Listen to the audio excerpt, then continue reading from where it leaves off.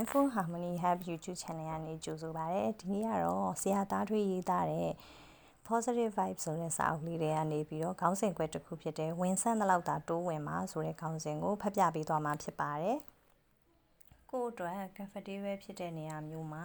နေတာကကျွန်တော်တို့အတွက်ပိုပြီးကောင်းတယ်ပိုပျော်ရွှင်ရတယ်။ကိုကငွေကြေးမပြည့်စုံတဲ့အခါချမ်းသာကြွယ်ဝတဲ့အပေါင်းအသင်းတွေနဲ့တိတ်မရောတာဟာအကောင်းဆုံးပါပဲသူတို့ရဲ့သုံးဖြုံနိုင်တာကိုကြည့်ပြီးကိုအားငယ်ရလိမ့်မယ်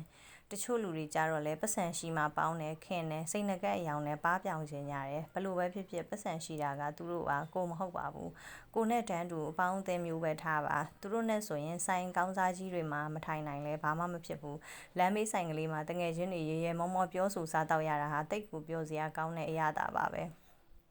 ကိုထင်သေးမဲ့သူမပါဘူးကဲရဲမဲ့သူမရှိဘူးကိုအတွက်နှွေးထွေးရတယ်လို့စစ်မှန်ရိုးသားတဲ့ခင်မင်မှုငွေသက်လေးတွေလည်းခံစားရမှာပါဒီလိုမျိုးမရှိလဲ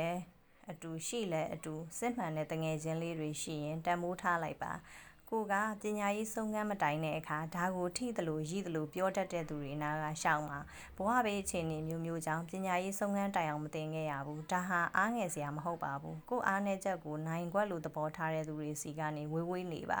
ကိုယ့်ရဲ့စိတ်အားငယ်မှုတွေကအဲ့ဒီလူတွေစီကယိုစိမ့်လာတတ်ပါတယ်နောက်တစ်ခုကချစ်သူရည်စားထားတဲ့အခါပေါ့ကိုနဲ့အနေထားချင်းမတူတဲ့သူတယောက်ကိုချစ်မိတဲ့အခါစိတ်မလုံခြုံမှုတွေခံစားရပါတယ်သူ့လောက်ပတ်စံမရှာနိုင်လို့သူ့လောက်မလှလို့သူ့လောက်မတော်လို့စားတဲ့အချက်တွေကအနိုင်ယူစရာတွေဖြစ်လာတတ်ပါတယ်သူ့ဘက်ကကိုအားနဲ့ချက်အလုံးစုံကိုအမှန်တကယ်လက်ခံနိုင်သူဆိုရင်တော့ကောင်းတာပေါ့တချို့လူတွေကြားတော့အားနဲ့ချက်တွေအတိတ်တွေကိုအမြဲဆွဲထုတ်ပြီးအမြဲနိုင်ယူတဲ့စိတ်ပင်ပန်းစေပါတယ်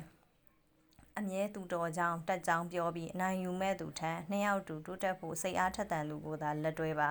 ဘလို့လူကိုချစ်သူတော်ထားပါတယ်ဆိုတာထက်ကိုချစ်သူကကိုယ့်ရဲ့ခံစားချက်ချင်းထပ်တူကြတယ်နားလည်မှုရှိတယ်ဆိုတာမျိုးကမှပိုပြောစရာကောင်းတာပါဒါကြောင့်ကိုယ့်အတွက်တက်တောင့်တက်တာရှိတဲ့နေရာမျိုးမှာနေပါကိုယ့်ရဲ့မပြည့်စုံမှုတွေကိုနားလည်ပေးနိုင်သူတွေရင်မချင်းနှီးတဲ့သူတွေကိုသာအနားမှာထားပါ